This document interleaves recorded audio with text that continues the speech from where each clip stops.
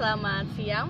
Perkenalkan saya Liunata Octavia Arsat, NIM A11118026. Saya dari kelas A, semester 4, 2018. Pada kesempatan kali ini, saya ingin memaparkan materi mengenai mata kuliah saya, semantik, yaitu makna dan semantik.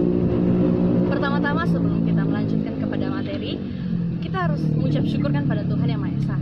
Karena kasih karunia-Nya, kita masih bisa ada dan sehat kuat sampai saat ini. Oke, kita melangkah kepada bagian yang pertama, yaitu semantik.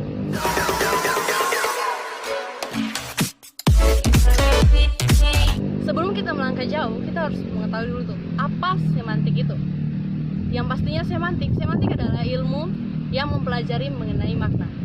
Jadi, secara harfiah, makna itu ada di dalam semantik. Ragam makna. Di dalam makna, ada beberapa ragamnya. Antara lainnya, yaitu yang pertama, makna leksikal, yaitu gambaran nyata mengenai suatu konsep seperti yang dilambangkan oleh kata tersebut. Dan contohnya sebagai berikut. Liu, kalau bangun tidur langsung minum air putih hangat, nak. Iya, Mak.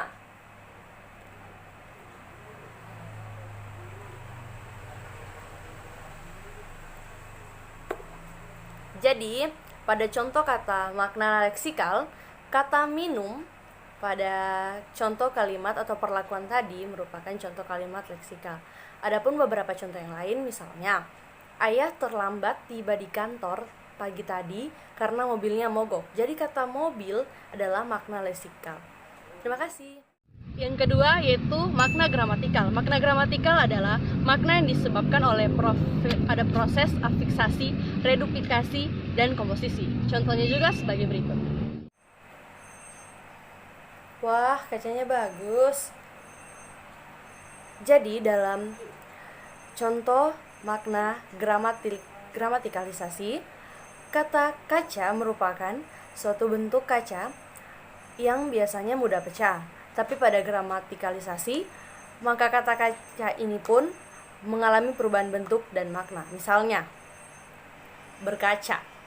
Jadi ada kata atau ada imbuhan ber pada awalan sebelum kata kaca. Baik, materi yang kedua yaitu relasi makna dalam bahasa Indonesia.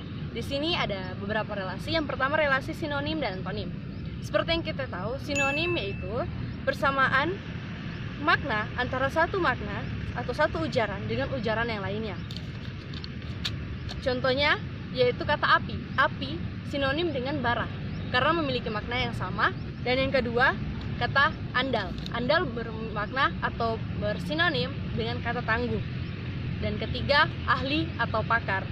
Jadi kata ahli bersinonim dengan kata pakar. Antonim. Antonim adalah hubungan semantik antara dua satuan ujaran yang maknanya menyatakan kebalikan, pertentangan, atau kontras antara satu dengan satu yang dan lainnya. Jadi, seperti hubungan relasi makna antonim dan sinonim yang pertama, sinonim yaitu persamaan, dengan antonim adalah perbedaan atau pertentangan. Jadi, contohnya seperti ini. Kata kalah. Kalah, antonimnya yaitu menang.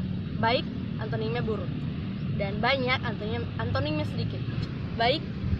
Hubungan relasi yang kedua yaitu relasi polisemi dan homonim. Polisemi yaitu makna yang lebih dari satu. Dalam kasus polisemi, makna yang pertama yaitu makna yang sesungguhnya, dan makna yang kedua yaitu ada makna yang dikembangkan. Contohnya yaitu kata langit.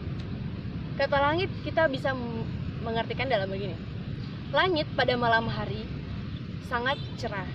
Otomatis makna langit yang pertama yaitu menunjukkan makna langit yang sebenarnya, yaitu langit yang ada di atas cakrawala, yang memang pada hakikatnya atau pada harfiahnya yaitu seperti makna langit yang sebenarnya. Dan yang kedua, kita menempatkan kata langit pada kalimat yang seperti ini. Saat saya ke dokter menyuruh saya membuka mulut saya selebar-lebarnya sehingga langit-langit mulut saya terbuka dengan jelas.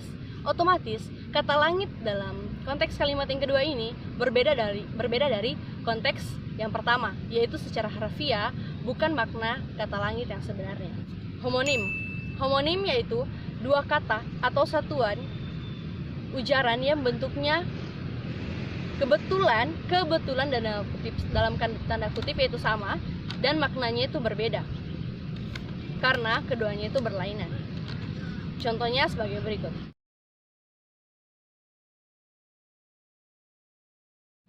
Yang ketiga, hubungan hiponim dan ambiguitas. Ambiguitas adalah suatu bentuk dengan dua tafsiran makna atau lebih, sedangkan hiponim adalah bentuk ujaran yang maknanya atau bentuk ujarannya itu yang terarah. Jadi contohnya sebagai berikut. Materi yang selanjutnya yaitu makna dan penggunaan bahasa dalam bahasa Indonesia. Di sini ada makna dengan diksi, makna dengan gaya bahasa, dengan makna dan kesantunan. Jadi, diksi adalah kemampuan berbicara, pembicara atau penulis dalam menentukan pilihan kata-kata yang sesuai atau yang tepat dengan konteks yang ada. Jadi, saat kita memilih diksi, saat kita sebagai pembicara, sebagai penulis memilih diksi yang ada, kita juga harus melihat konteks yang ada dan melihat makna yang ada dalam kata tersebut. Jadi kita tidak bisa sembarang memilih kata yang maknanya itu tidak terarah atau maknanya tidak sesuai dengan konteks apa yang kita bahas. Yang kedua yaitu makna dan gaya bahasa. Seperti yang kita ketahui, gaya bahasa juga mempengaruhi makna, atau makna juga mempengaruhi gaya bahasa. Seperti yang kita tahu, anak sastra biasanya bukan terlalu sih, tapi mereka menggunakan gaya bahasa. Banyak dari kita pasti tahu apa-apa saja jenis-jenis gaya bahasa itu. Di sini ada klimaks dan antiklimaks, eufemisme dan definisme, hiperbola, perumpamaan, metafora, personifikasi, ironi, antitesis, dan segala macam rupanya. Jadi saya ingin menjelaskan dua dari antara yang saya sebutkan tadi. Yang pertama hiperbola. Hiperbola itu yaitu penggunaan gaya bahasa atau majas yang berlebih-lebihan, atau kalau bahasa kekinian gitu alay.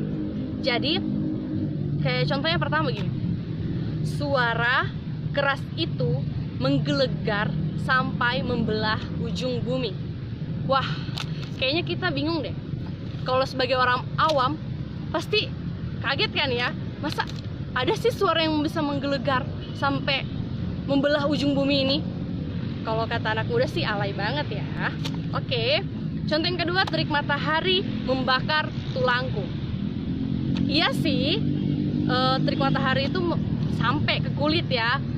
Biasanya kalau yang putih-putih gitu bilangnya mau hitam lah, mau apalah kan. Tapi di sini penggunaan gaya bahasanya itu terlalu berlebihan karena dibilang sampai membakar ke tulangnya. Contoh yang kedua yaitu ironi. Ironi itu adalah majas atau gaya bahasa yang berupa sindiran atau sindiran halus. Oke, tapi kita lihat contohnya pertama itu. Kota Jakarta merupakan kota yang indah dengan berbagai macam sampahnya. Wah, itu kalau kita nggak ngerasa ya, kita nggak peka ya, pasti kita pikir bagaimana deh, begini deh. Tapi sebenarnya itu sindiran halus loh, bahwa maknanya sebenarnya bahwa kota Jakarta ini sebenarnya tidak indah, tapi sampahnya yang terlalu banyak, sampahnya yang memenuhi kota Jakarta. Tapi disindir dengan menggunakan bahasa yang halus, bahasa yang santun, dan gaya bahasa yang tepat. Terus contoh yang kedua, suaramu merdu seperti kaset kusut. Wah, bayangin nih, kalian sementara nyanyi, terus teman kalian bilang gini, suaramu tuh merdu banget, tapi terdengar kayak kaset kusut. Gimana tuh perasaan kalian? Kesindir nggak? Pasti kan ya, soalnya sindiran halus. Tapi kalau kalian yang nggak peka, seperti dia yang nggak peka, ya nggak apa-apa juga sih. Oke, yang terakhir yaitu makna dan kesantunan. Kesantunan adalah kata yang dianggap memiliki nilai rasa halus atau tinggi dan tidak menyinggung perasaan pembaca atau pendengarnya. Jadi, di sini juga kesantunan dapat digolongkan menjadi dua golongan besar. Yang pertama, kata santun di bidang kepercayaan, dan kedua, kata santun di bidang sosial. Oke, jadi begini. Misalnya, dalam kalian menulis suatu karya, kata-kata yang digunakan itu harus kata-kata yang santun, yang tidak menyinggung berbagai macam pihak. Tapi lain lagi halnya kalau kita berbicara tentang kayak misalnya sastra, puisi. Misalnya puisi yang memang betul-betul kita tujukan untuk menyinggung pihak-pihak tertentu, Ada kan nih ya puisi yang biasa menyinggung pemerintahan, menyinggung politik, ya kan? Nah, itulah yang ceritanya dengan kesantunan dalam hal ini. Otomatis yang kita tulis, yang kita buat itu tidak menyinggung perasaan orang atau menyinggung perasaan pembaca tersebut. Baiklah, sampai sini materi saya mengenai makna dan semantik. Jadi dapat saya simpulkan bahwa semantik ini ilmu yang mempelajari tentang makna, dan makna itu ada dalam semantik. Jadi saat kita sebagai pembicara, sebagai penulis untuk mengungkapkan suatu karya kita atau bahasa kita, tutur kata kita, tindak laku kita harus pandai memilih, pandai memilah, dan menempatkan kata atau makna yang tepat dalam ucapan kita sehingga tidak menyinggung orang lain, sehingga semua apa yang kita buat, karya kita dapat diterima oleh banyak orang. Begitu, sekian dari saya ucapkan terima kasih. Assalamualaikum warahmatullahi dan selamat sore. Sampai jumpa.